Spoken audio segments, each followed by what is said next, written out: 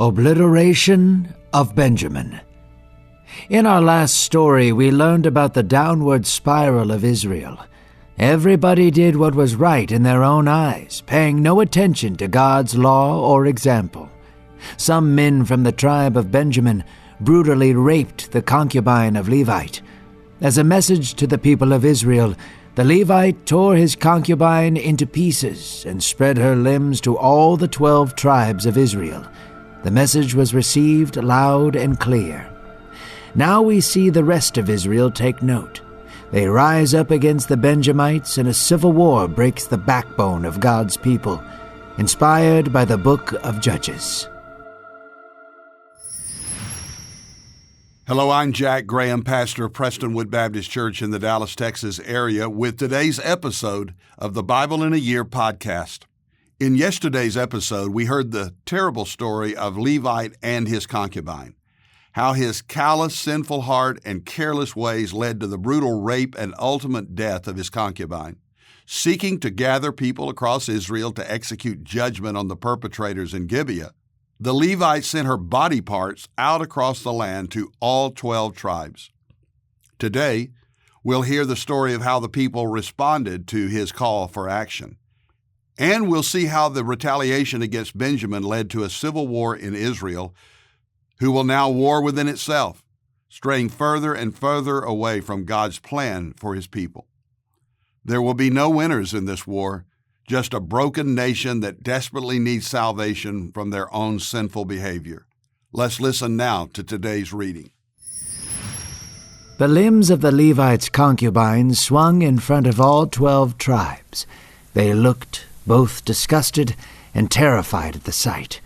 The Levite's story of what happened that night spread like weeds. Every chief listened as they were told of the men of Benjamin raping and murdering the woman in place of the Levite man. Upon hearing the news, a strange resolve came upon each tribe. It was almost as if they were realizing just how far Israel had fallen from the will of God. All the people of Israel assembled together as one nation. 400,000 able-bodied men with swords gathered at Mizpah to hear the Levite's story and seek the counsel of God. The tribe of Benjamin heard of their gathering, but decided to remain home. The leaders brought the Levite out in the open to share his story. There the Levite spoke of his travels and how the men of Benjamin sought to rape him, but instead brutalized his concubine and left her for dead. All the people spoke as one man, saying, "Benjamin shall not go unpunished. We will take the men who have done this and go up against them."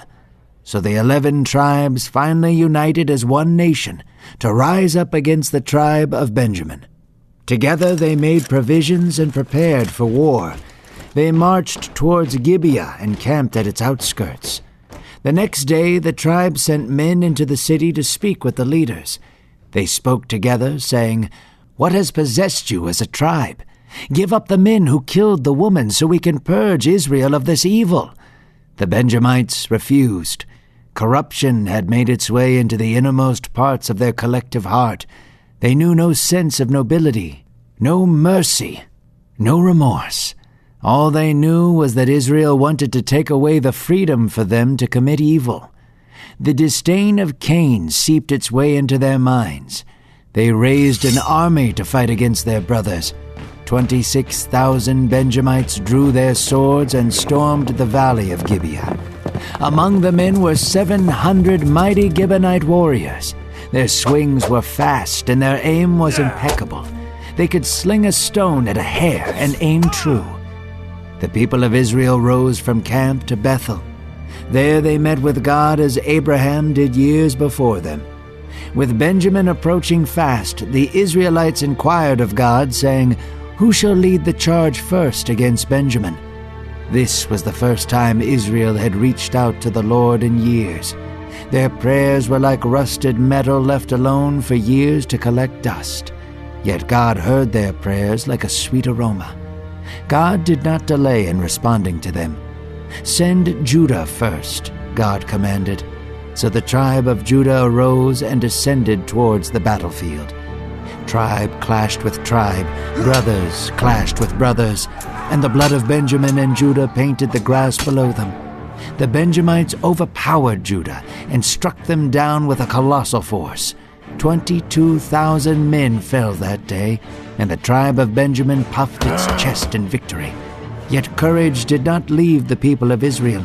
They stood before God again, determined to reinstate him as their commander and king.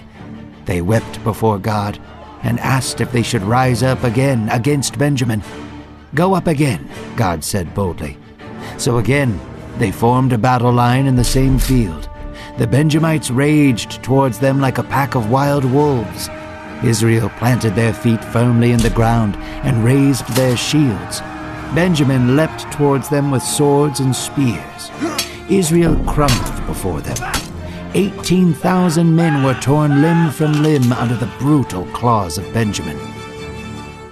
Again the people of Israel limped their way up the mountain towards Bethel. There they fell before God and sacrificed to him. They fasted, prayed, and wept. Defeat had snapped them out of their apathetic days. On that mountain, the children of Israel communed with their Lord.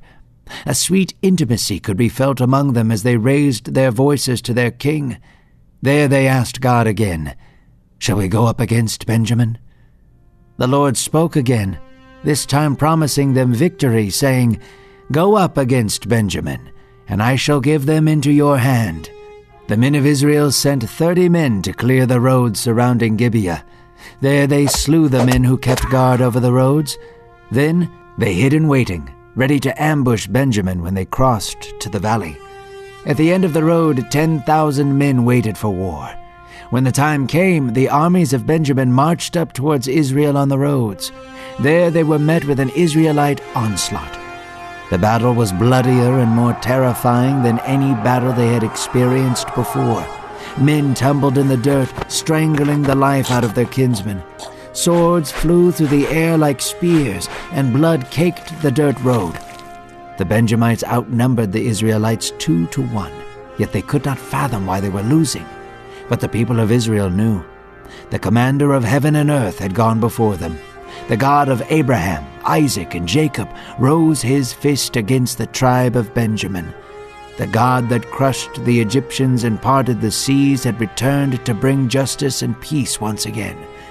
The Israelite army gave some ground to Benjamin to lure them into a false confidence. While this was happening, the men waiting on the road rushed towards the city of Gibeah to burn it to the ground. Just as the Benjamites were gaining momentum, they turned to see their city up in flames. Their spirits broke, and they tucked their tails and ran into the wilderness. The tribe of Benjamin spread across the land, splitting up to escape Israel. 18,000 Benjamites fell in the wilderness. 5,000 were slashed on the highways. 2,000 of them were captured and killed in the town of Gidom. A total of 25,000 men bowed under the righteous sword of the Almighty God. All of Benjamin was utterly destroyed under sword and flame. There were no festivals of victory. There were no feasts or music celebrating the warriors. No, there was only sadness. A tribe of Israel had been obliterated for their wickedness. In actuality, it was a wickedness they themselves were not too far from committing. The men and women of Israel went back to Bethel and sat there until evening before God. They wept and mourned their fallen brothers. "Why has this happened?" they asked God. "Today there is a tribe missing in Israel." The people rose up early that next morning to offer sacrifices to God. Yet the tribe of Benjamin was not totally lost. There still remained a few survivors from the armies of Benjamin. God sought to restore them and bring the tribe back into the family of Israel. God spoke clearly, saying, "There was one family of Israel that did not fight alongside you." The people of Jabesh Gilead abandoned Israel in their greatest hour of need. Go up against them and slay them. Then you shall give the virgin daughters of that family to the survivors of Benjamin.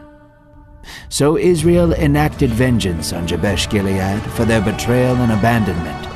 Then 400 of the young women in that tribe were married to the young men of Benjamin. Together The young men and women rebuilt Gilead and restored the tribe of Benjamin. They had returned to God when all hope seemed to be crumbling before them, and God saved them once again. Yet the story of disobedience and lawlessness does not end yet. The people of Israel lived without a king to rule them or a God to worship. They did what was right in their own eyes and walked the line between good and evil.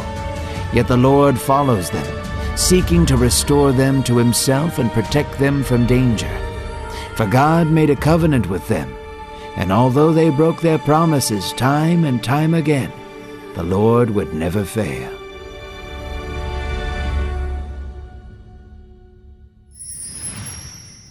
We begin today's reading as all the tribes of Israel are coming together in response to the message sent by the Levite, all except Benjamin. Even though they had strayed far from God, the sight of the dismembered woman's body part was too much for Israel to overlook. Something had to be done. Justice had to be accomplished. The Levite recounts to them the story of the horrors he was met with in Gibeah and how the men of the town brutalized his concubine and left her dead. Missing from his description is his own culpability and how he had sacrificed this woman for his own safety. The 11 tribes resolved that the men who did this must be brought to justice.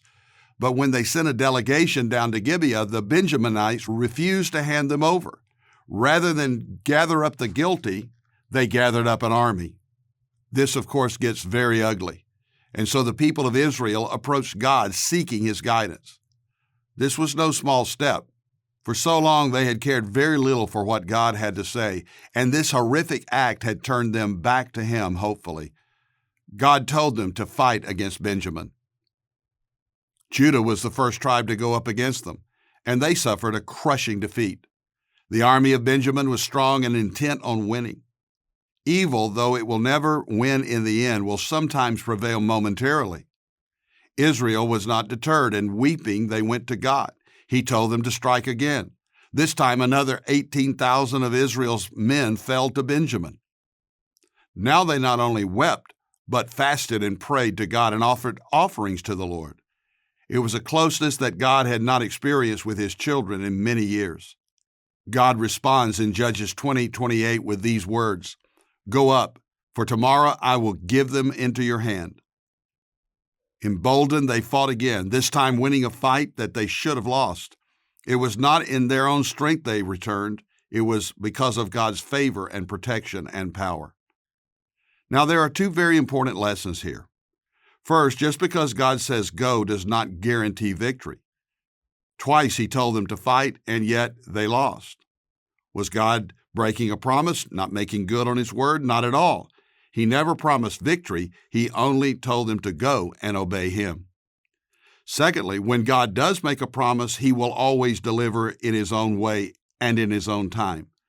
Notice when God spoke to them a third time, he told them to go and they would win.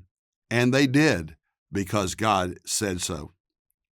The tribe of Benjamin was all but wiped out, but God still had a purpose for them, and he heard the cries of their remnant. The men of Benjamin needed wives to marry, so God delivered them to the town of Jabesh Gilead, who had failed to join Israel in their pursuit of justice and fight against Benjamin. The men were slaughtered, and the daughters were given in marriage to Benjamin. At the end of the day, there are no real winners here. And though justice was served and Israel returned for a moment to God, their sinful and rebellious ways were far from over. The cycle would begin again. Disobedience, discipline, disaster. But through it all, God remained watchful as a concerned parent, waiting for the time to rescue his people. Dear God, thank you for your word and the promise of your enduring eternal faithfulness to Israel and to all your people. May God help us always to obey you and boldly follow you no matter what. Help us to trust in you at all times, no matter what happens. In Jesus' name, amen. Thank you for listening to today's Bible in a Year podcast. I'm Jack Graham of Dallas, Texas, and you can download the pray.com app and make prayer the priority of your life. It is our prayer that you would know Jesus Christ in a personal way. Jesus and knowing Him is the key to understanding the Bible. Jesus is on every page in the pathway of Scripture. So I pray that you would know Him and look to Him for eternal life. As we see all of these stories, some of them very sordid, we realize just how desperately we all need the Lord. So invite Christ into your life and receive Him as your Lord and Savior. I would also encourage you to download the pray.com app and let others know about this podcast. And if you want more resources on how to know God and experience His presence in your life, be sure to visit jackgraham.org. God bless you.